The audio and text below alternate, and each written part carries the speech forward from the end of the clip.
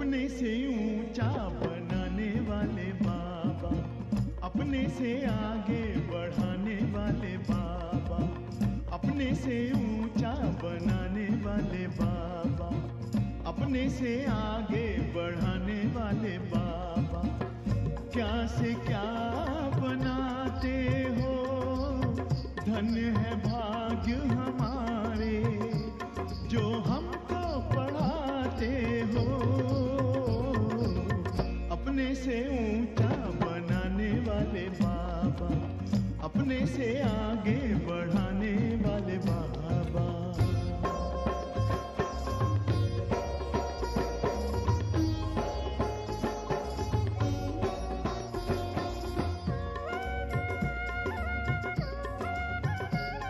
खुदाई खिदमतगार हैं हम, जो पाते तेरा प्यार है। सौभाग्यशाली बच्चे हम, तेरे गले का हार हैं। कभी दिल में, कभी पलकों पर, कभी दिल में, कभी पलकों पर हमको बिठाते हो, जो हमको पढ़ाते हो। अपने से ऊंचा बनाने वाले बाबा, अपने से आगे बढ़ाने वाले बाबा।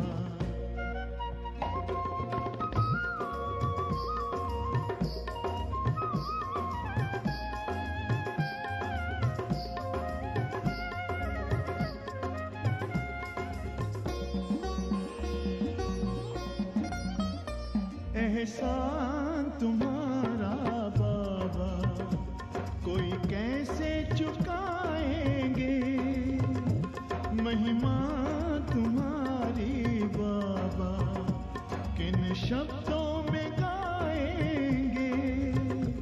नित्य शिक्षाओं भरी मुरली सुनाते हो, जो हमको पढ़ाते हो। अपने से ऊंचा बनाने वाले बाबा, अपने से आगे बढ़ाने वाले बाबा।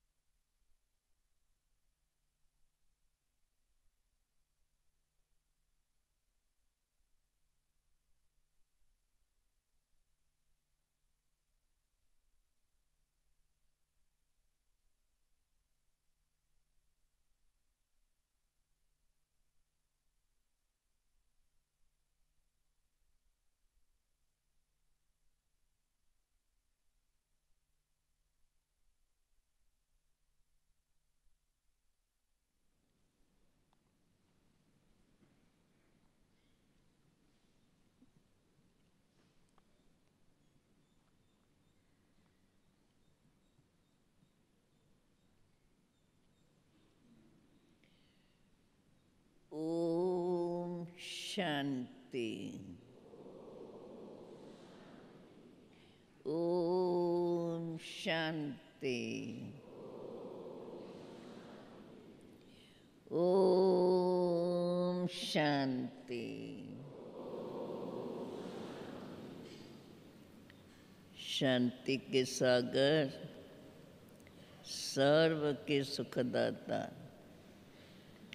परम प्यारे परमात्मा पिता को बच्चों ने गाया। हाँ, गाया गीत। अपने से ऊंचा उठाने वाले बाबा।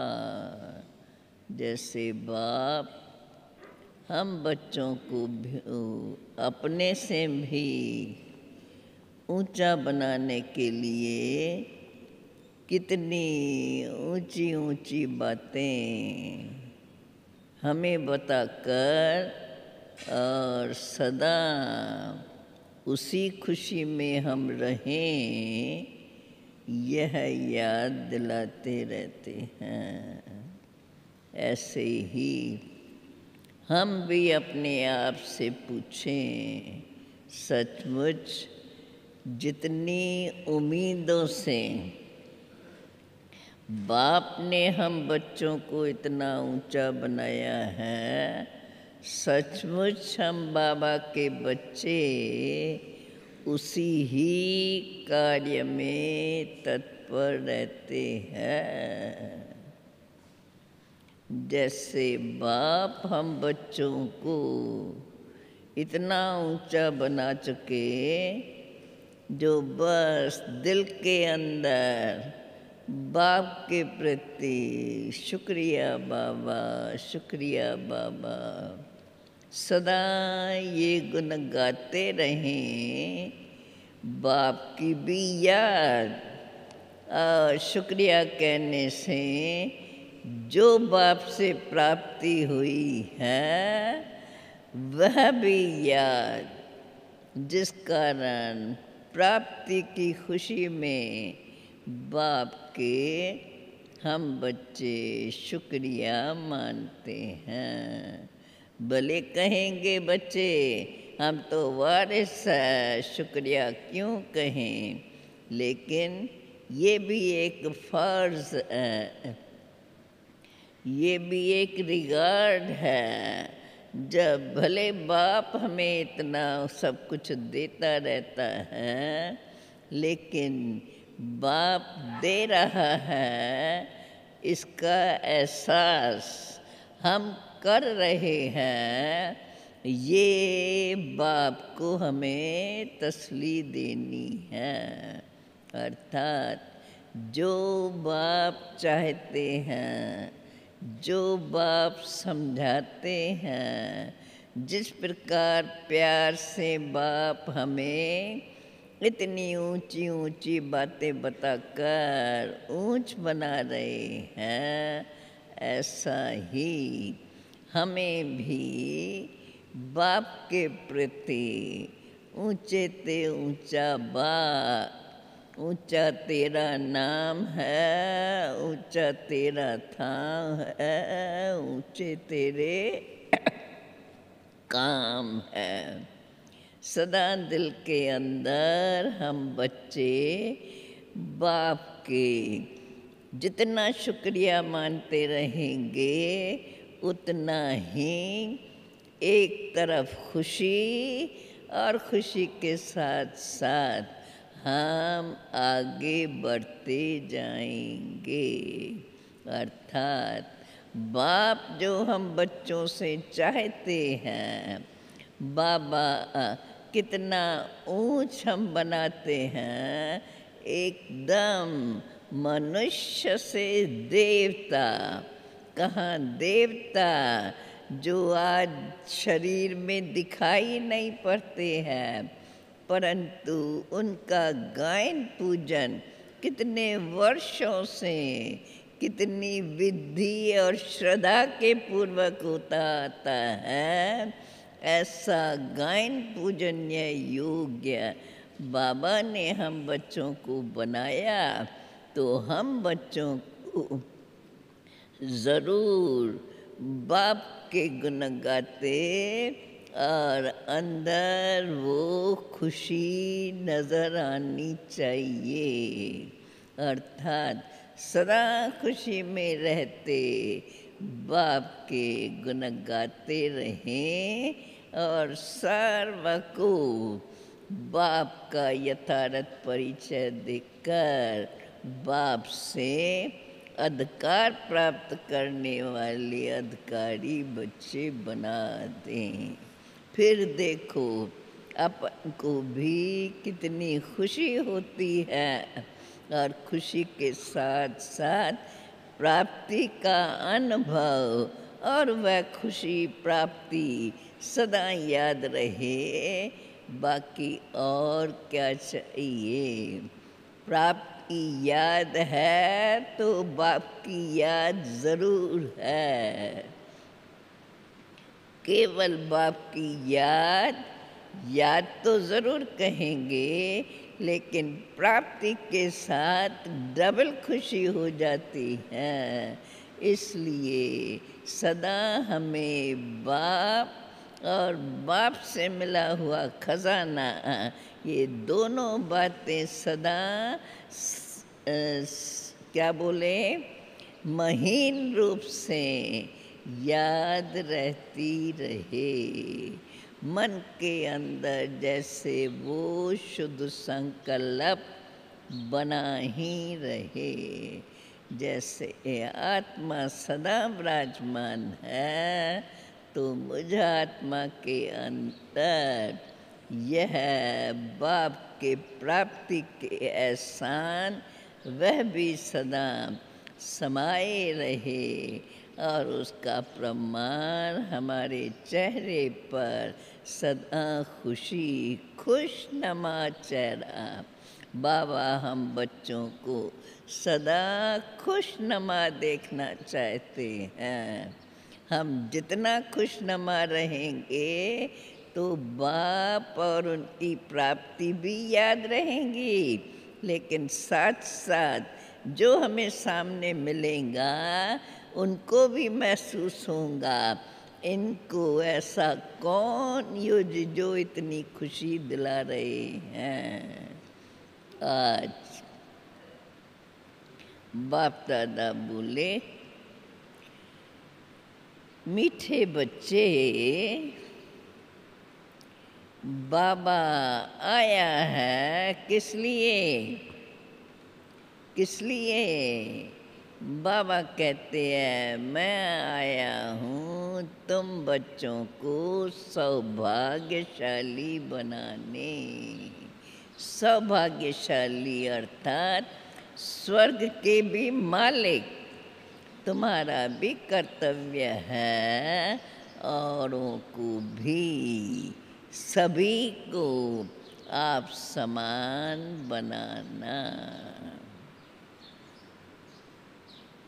मुरली का प्रश्न है, सबसे नंबर 1 कॉन्फ्रेंस कब और कौन सी होती है, और उससे प्राप्ति क्या है? संगम युग पर आत्मा और परमात्मा का मिलन ही नंबर 1 कॉन्फ्रेंस है। जब यह कॉन्फ्रेंस होती है, तब आत्माओं को परमात्मा से शक्ति व जीवन मुक्ति का वर्षा मिलता है। इसको ही सच्चा सच्चा कुंभ भी कहा जाता है। ये कुंभ का मेला फर्स्ट क्लास कॉन्फ्रेंस है। इसके बाद फिर कोई भी ऐसी कॉन्फ्रेंस या यज्ञ तप आदि कुछ भी होते नहीं, सब बंद हो जाते हैं। क्योंकि जो प्राप्ति जीवन में चाहिए वो प्राप्त हो गई, फिर बाकी और क्या, सदा उस खुशी में रहते हैं। मुरली में गीत है, माता ओ माता तू सबकी भाग्य विधाता। फिर से ओम शांति। बाबा कहते हैं, बच्चों ने महिमा का गीत सुना। बच्चे जानते हैं भक्ति मार्ग में तो सिर्फ महिमा ही गाते आते हैं।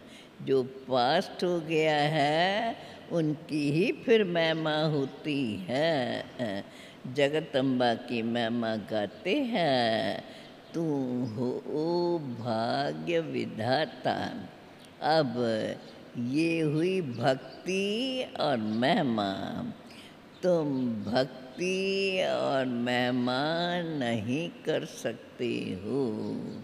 बाबा कहते तुम बच्चे जानते हो कि भाग्य विधाता अर्थात स्वभाग्य विधाता तो है ही एक बाप, दूसरा न कोई। ये बात भी बाबा कहते तुम बच्चे इस समय ही जानते हो।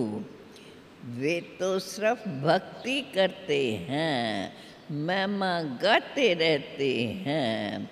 अभी तुम बच्चे केवल भगत तो नहीं हो, हम तो हो गए भगवान के बच्चे।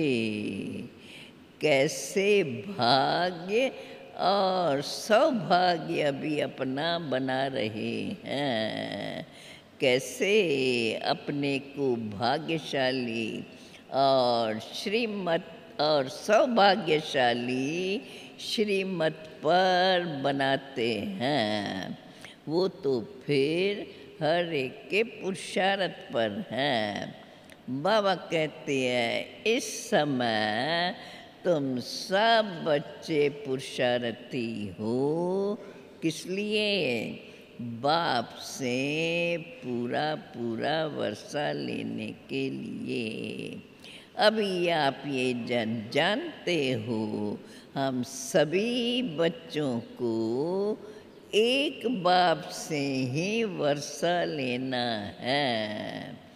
भाग्यशाली व सौभाग्यशाली अथवा सौभाग्य विधाता तो तुम ही हो, क्योंकि माँ बाप के ही तो बच्चे हो। तुम्हारा भी यही कर्तव्य है। बाबा फिर देखो अपना टाइटल हम बच्चों को भी दिलाने चाहता है। तुम बच्चों का भी यही कर्तव्य है, हर एक मनुष्य को भाग्यशाली सौभाग्यशाली बनाना। सौभाग्यशाली अर्थात स्वर्ग के मालिक। 100% भाग्यशाली जो है वो स्वर्ग के मालिक बनते हैं। फिर ऐसे भी कहेंगे तो उनमें भी तो नंबरवार तो रहते ही हैं। वास्तव में सूर्यवंशियों को ही भाग्यशाली कहेंगे।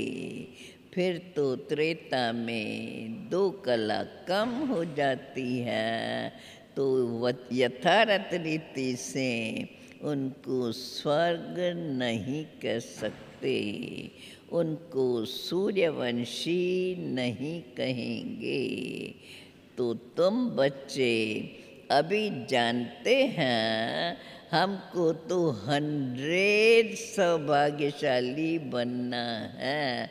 मानते हैं ना ऐसे? हाँ, जब हमने सन्मुख में सुना उनके ही महावाक्य सुनते रहते हैं तो बाबा कहते हैं तुम बच्चे सदा ऐसे समझो हम ही बाप के सौभाग्यशाली बच्चे हैं। सौभाग्यशाली अर्थात स्वर्ग के मालिक बने। 100% जो भाग्यशाली है वही तो स्वर्ग के मालिक बनते हैं। फिर ये भी कहेंगे तो ज़रूर उनमें भी तो नंबरवार हैं। सुवास्तव में सूर्यवंशी को ही भाग्यशाली सौभाग्यशाली कहेंगे। त्रेता में तो फिर 2 कला कम हो जाती है, तो उसको वास्तव में स्वर्ग नहीं कह सकते। सकते, उनको सूर्यवंशी नहीं कहेंगे। बाबा कहते हैं अभी तो तुम बच्चे जानते हैं, हमको तो अभी 100% सौभाग्यशाली बनना है ना 100%। सूर्यवंशी में भी प्रिंस प्रिंसेस बनना है, क्योंकि ये तो है ईश्वरी कॉलेज। ईश्वर है विश्व का रचयिता, तो ये है ही तो विश्व का मालिक बनने का कॉलेज।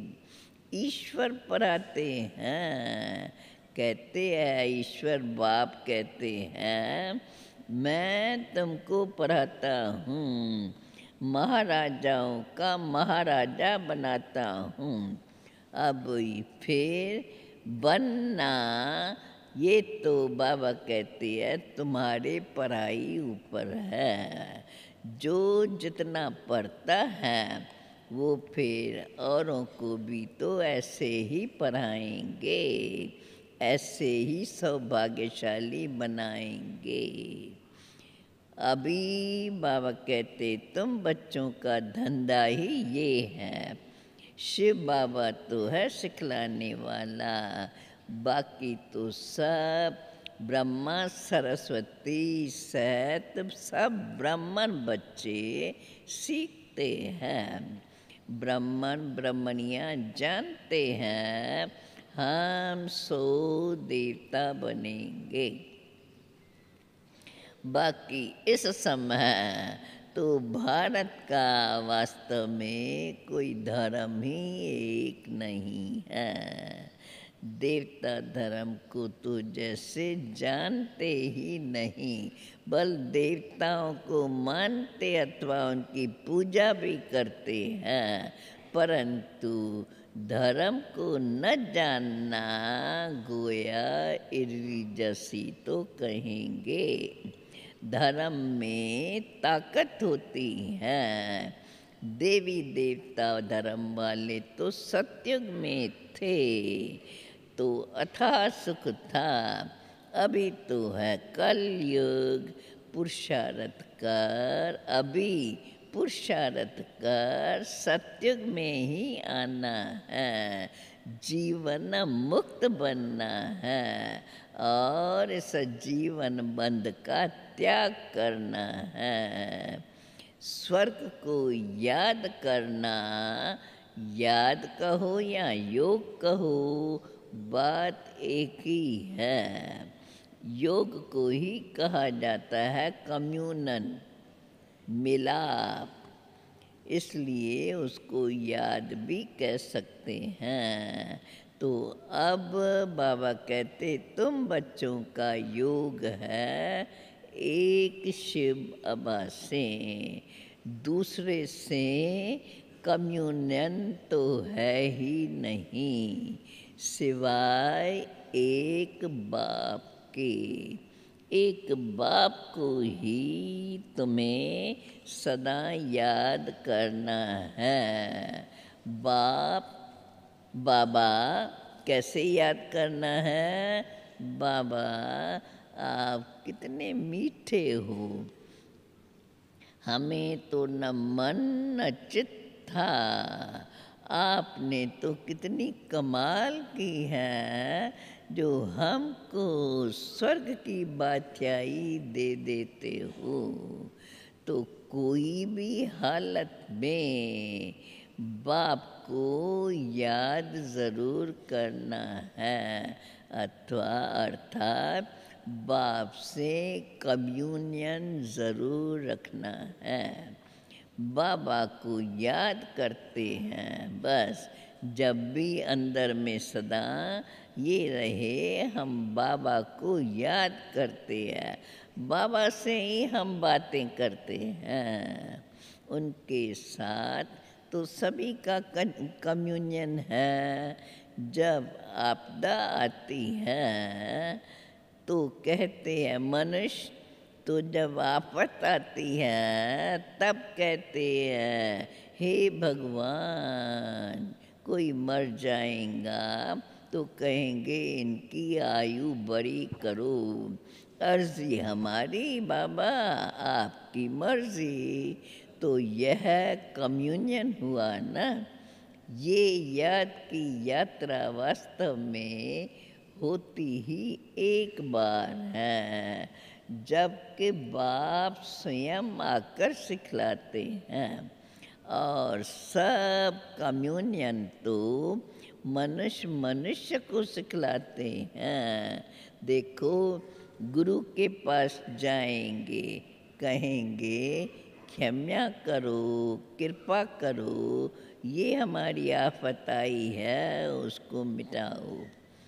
अभी बाबा कहते, अभी तो तुम बच्चे बाप के पास बैठे हो। बाबा को याद करके कह सकते हो। बाबा कोई भी ऐसी बात आए तो अच्छी रीत बाबा को याद करके कह सकते हो, बाबा इस हालत में मैं क्या करूं। बाबा तो समझाते रहते हैं, बच्चे यह ड्रामा अनुसार सुख दुख तो होता ही रहता है। तुम्हारा, तुम बच्चों का कम्युनियन अब है बाप से। बाबा कहते हैं, बच्चे अब बाकी तो ये सारा तुम्हारा कर्म भोग है। अब हम तुम्हारी, बाप कहते हैं, अभी हम तुम्हारी कर्मातीत बनाने के लिए, अवस्था बनाने के लिए आया हूँ। बाकी जैसे भी कर्म किए हैं वह कर्म भोग तो भोगना ही है। अभी मैं तुमको ऊंच कर्म करना सिखलाता हूँ। ये कम्युनियन करते हैं आत्माओं की परमात्मा के साथ। परमात्मा बैठ आत्माओं के साथ कम्युनियन करते हैं। और कहाँ भी परमात्मा आत्माओं से कम्युनियन करे या आत्मा परमात्मा से करे, ये हो नहीं सकता। और तो मनुष्य न आत्मा को जानते हैं न परमात्मा को ही जानते हैं, सिर्फ गपोरे मारते रहते हैं। बाबा कहते हैं,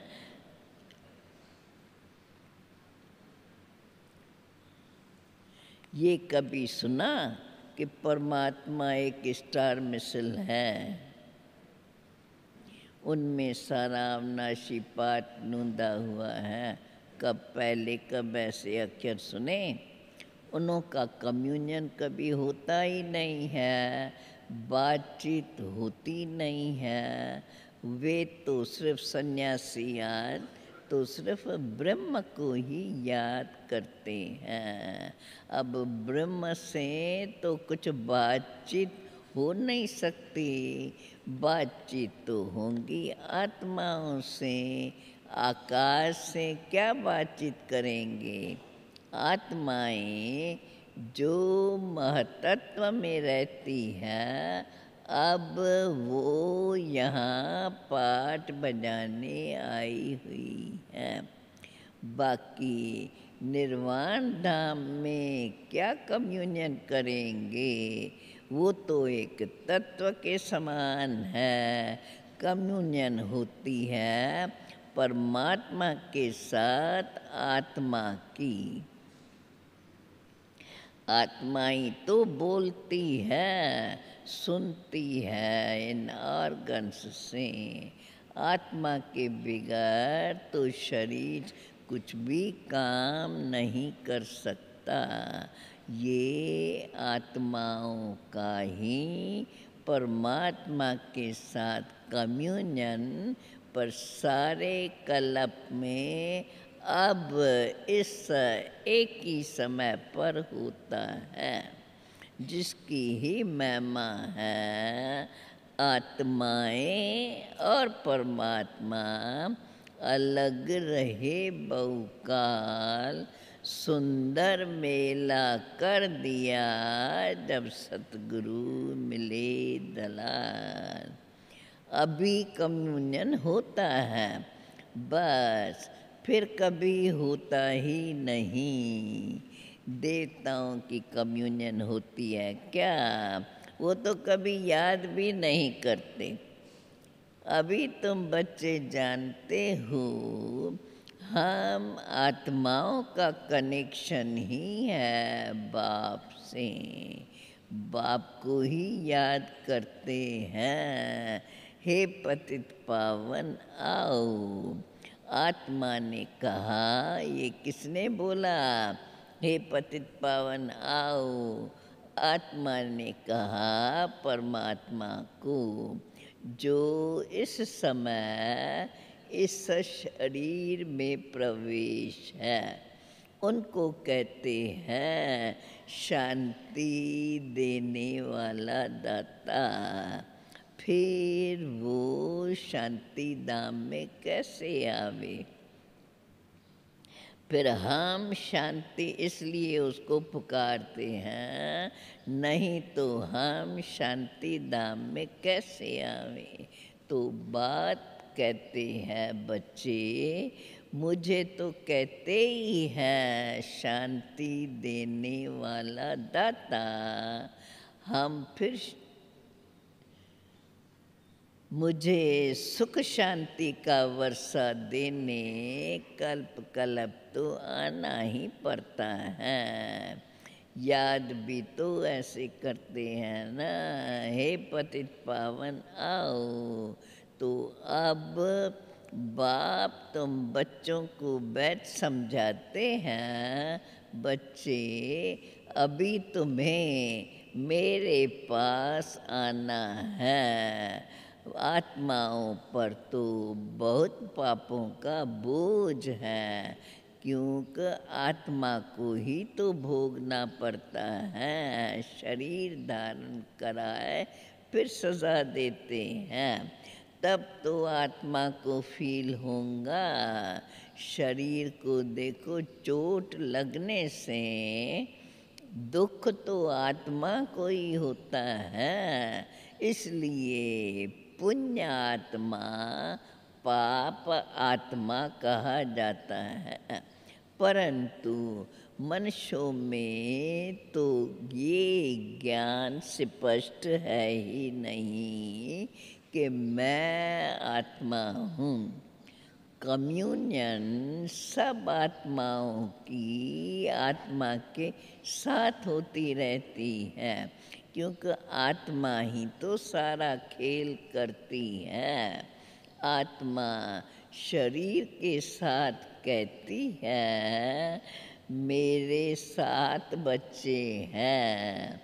परम पिता परमात्मा तो निराकार है।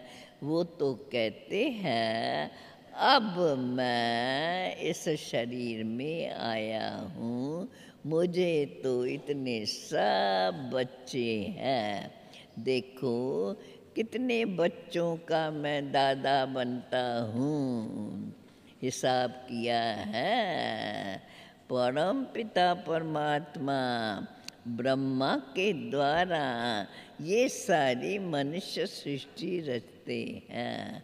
अच्छा, ये भला पता है तो ब्रह्मा किसका बच्चा? ज़रूर कहेंगे शिव बाबा का। तो ये बुद्धि में रहना चाहिए कि हम कि ब्रह्मा बाबा द्वारा परम पिता परमात्मा सृष्टि रचते हैं। ब्रह्मा क्रिएटर नहीं है, क्रिएटर निराकार शिव परमात्मा को ही कहेंगे। वही आकर समझना, क्रिएटर ब्रह्मा को नहीं कहेंगे, क्रिएटर है वही निराकार से परमात्मा को ही कहेंगे। वही आकर प्रजापिता ब्रह्मा के द्वारा एडॉप्ट करते हैं। बच्चे बच्चे कहते रहते हैं। अभी ये सब बातें बड़ा महीन बुद्धि से समझनी है। वो भी सभी के बुद्धि में एक रस तो नहीं बैठता है। ये तो याद रहे, हम बाप से ही तो वर्षा लेते हैं। जब हम लायक बनेंगे तभी तो बाप वर्षा देंगे। इसलिए बाप भी कहते हैं, बच्चे सदा बाप को याद करो। इसको ही भारत का प्राचीन सहज योग कहा जाता है। इस राजयोग से ही तुम्हारे विक्रम विनाश होंगे, फिर अंत मत्ते सुगति हो जाएंगी। याद से ही तो निरोगी बनेंगे और आयु भी बड़ी हो जाएंगी। पुरुषार्थ से ही तो प्रारब्ध मिली हुई है। तो सत्युग का मालिक कैसे बने, ये बात तो कोई भी जानते नहीं। सिर्फ महिमा तो बल गाते रहते हैं, परंतु यथार्थ अर्थ तो कुछ भी नहीं समझते। देखो कितनी पूजाएं करते हैं, यात्राएं करते हैं, यहाँ तो देखो बिल्कुल शांति लगी हुई है। भल बाप ज्ञान का सागर है, परंतु कहते हैं ये तो है सेकंड की बात। सिर्फ सदा मुझे याद करो तो ये वर्षा भविष्य सत्युग का वर्षा तुम्हारा ही है। इसलिए बाप कहते हैं, बच्चे मन मना भव तो मध्याजी भव। बाकी तो ये सारी डिटेल की समझानी है।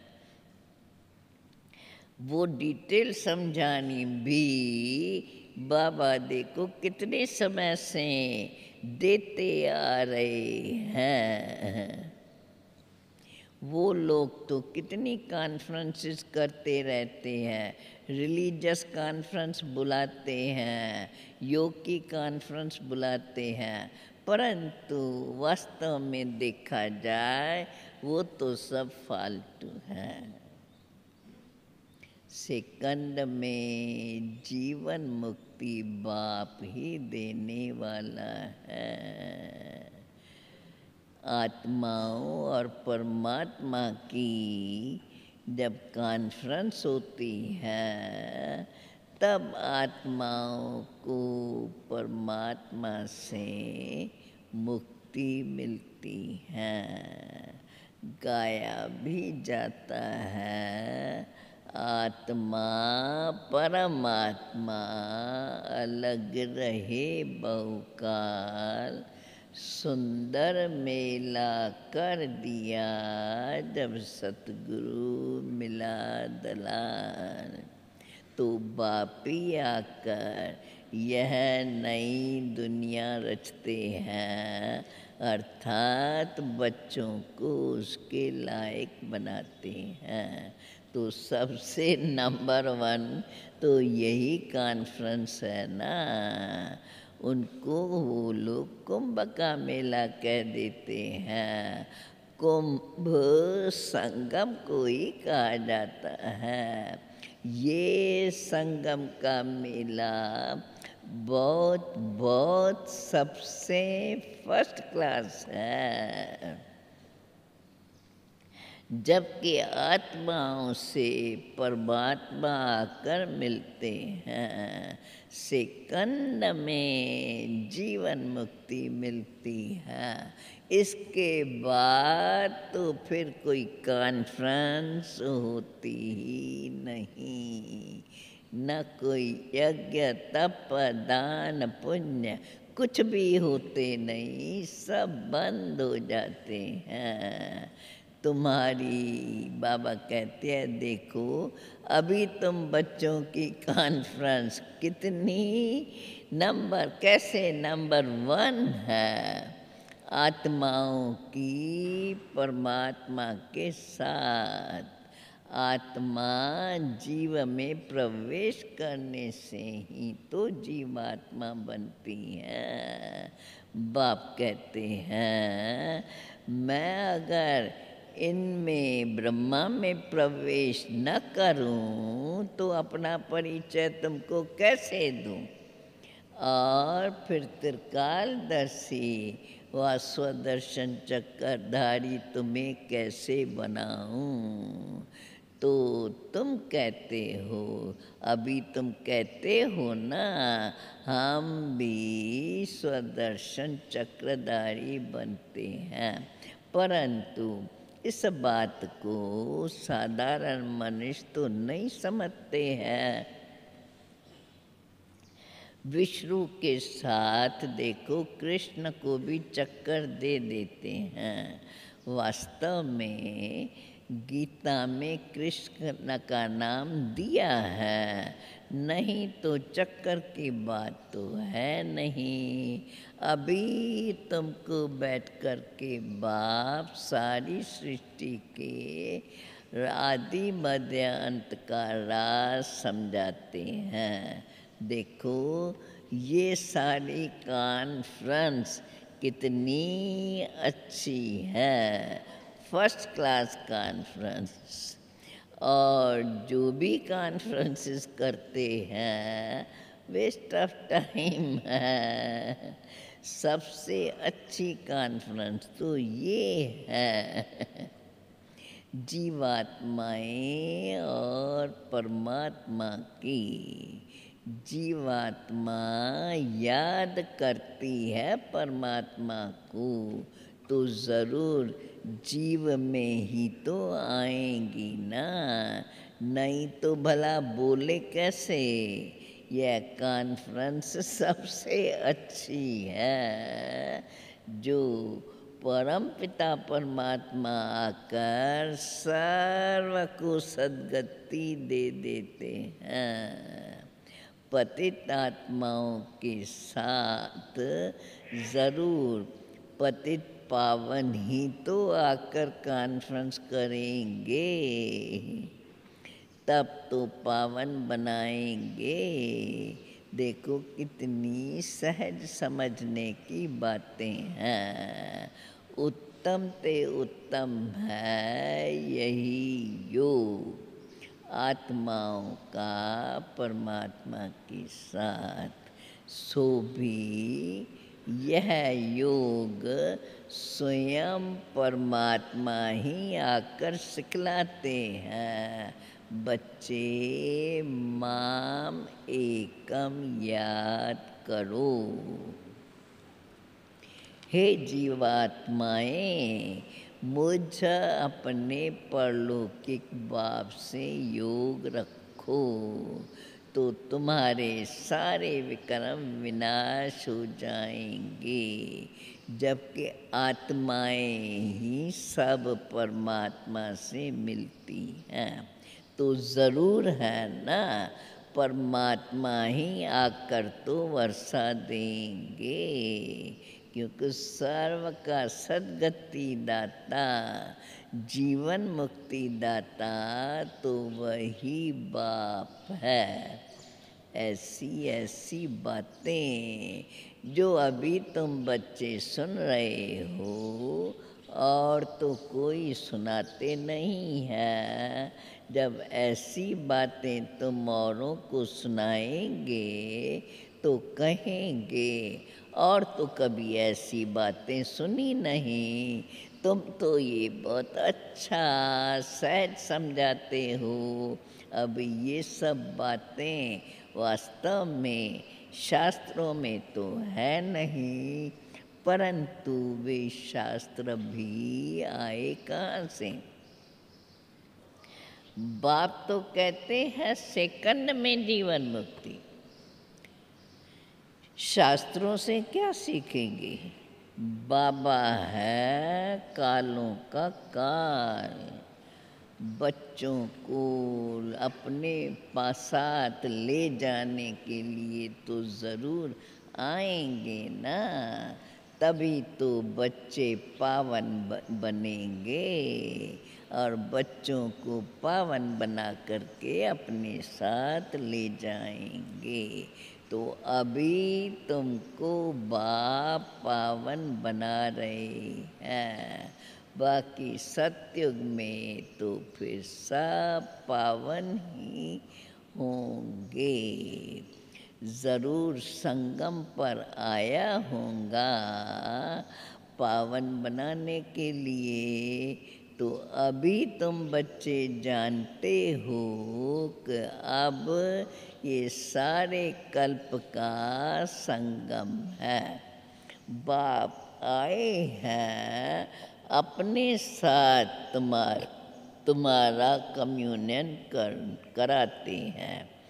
बाप कहते हैं मैं साधारण ब्रह्मा के तन में आया हूँ, ये दादा कोई ब्रह्मा नहीं था, भल असुल ब्राह्मण थे, परंतु वो तो छोड़ दिया।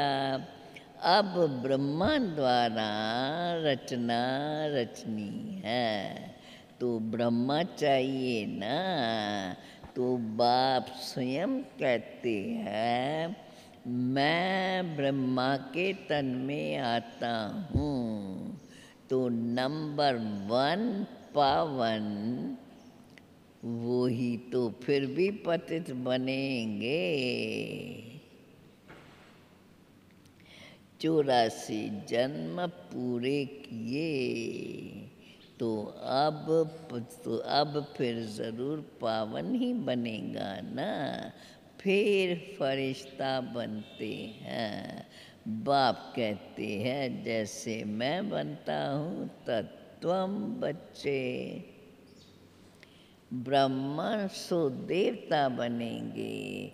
जिसका जास्ती पुरुषार्थ चलता है वही तो पावन बनेगा, फिर फरिश्ता बनेंगे।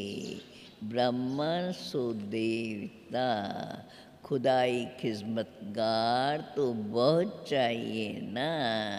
अभी तुम बच्चे हो गॉड फादरली सर्विस पर। अंग्रेजी अक्षर बहुत अच्छा है, ऑन गॉड फादरली सर्विस। वह भल हेवन में जाते नहीं है, गाते तो है ना, इंग्लिश सिखाने वाले माना क्रिश्चियन। वह भल हेवन में जाते नहीं है, गाते तो है ना। स्थापन करता हेवनली गॉड फादर है। मुसलमान उस हेवन को व्यस्त कहते हैं, खुद विश्त में जाते थोड़े ही है। अब ये सब बातें तुम बच्चों के बुद्धि में रहनी चाहिए। यही भारत स्वर्ग था, अभी नर्क बन गया है। हेवन स्थापन करने वाला बाप के सिवाय याद रहे और कोई हो नहीं सकता। हेल का जब अंत आवे तब तो फिर बाप आकर हेवन में ले जावे। हेल में ही इसलिए बाप को हेल में ही आना पड़ता है हेवन का मालिक बनाने लिए।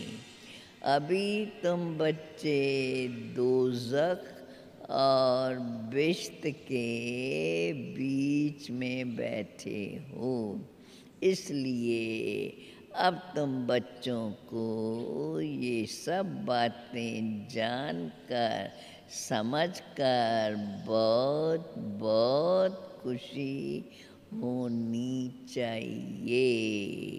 समझा? अच्छा। बाप दादा बोले, मीठे मीठे सिकिलदे बच्चों प्रेत मात पिता बाप दादा का याद प्यार और गुड मॉर्निंग। रूहानी बाप की रूहानी बच्चों को नमस्ते। रूहानी बच्चों की रूहानी बाप को याद प्यार और नमस्ते। अब सारी मुरली का धारणा युक्त सार। एक बाप से ही सच्चा कम्युनियन रखना है, बाप से ही दिल के वार्तालाप करने हैं, बाप के सामने ही अपनी बात रखते रहना है, बाकी किसी भी देदारी के सामने नहीं। समझा?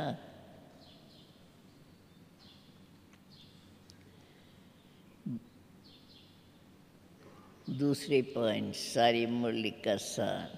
खुदाई खिदमतगार बन सबको बिश्त में चलने का रास्ता बताना है, सबका कल्याणकारी बनना है। अब लास्ट में वरदान है। सर्व शक्तियों का अनुभव करते हुए समय पर सिद्धि स्वरूप प्राप्त करने वाले निश्चित विजयी भव। सर्व शक्तियों से संपन्न निश्चय बुद्धि बच्चों की विजय निश्चित है ही। जैसे किसी के पास धन की, किसी के पास बुद्धि की व संबंध संपर्क की शक्ति होती है, तो उसको निश्चय रहता है कि ये क्या बड़ी बात है, आपके पास तो सर्व शक्तियाँ हैं। सबसे बड़ा धन कौन सा? अविनाशी ज्ञान धन सदा साथ है। तो धन की भी शक्ति है, बुद्धि और पोजीशन की भी शक्ति है। उन्हीं बातों को सिर्फ यूज़ करो, स्व के प्रति कार्य में लगाओ, तो समय पर विधि द्वारा सिद्धि अवश्य प्राप्त करेंगे। लास्ट में अभी स्लोगन है, व्यर्थ देखने व सुनने का बोझ समाप्त करना ही डबल लाइट बनना है। व्यर्थ देखने व सुनने का बोझ समाप्त करना ही डबल लाइट बनना है। ओम शांति शांति शांति।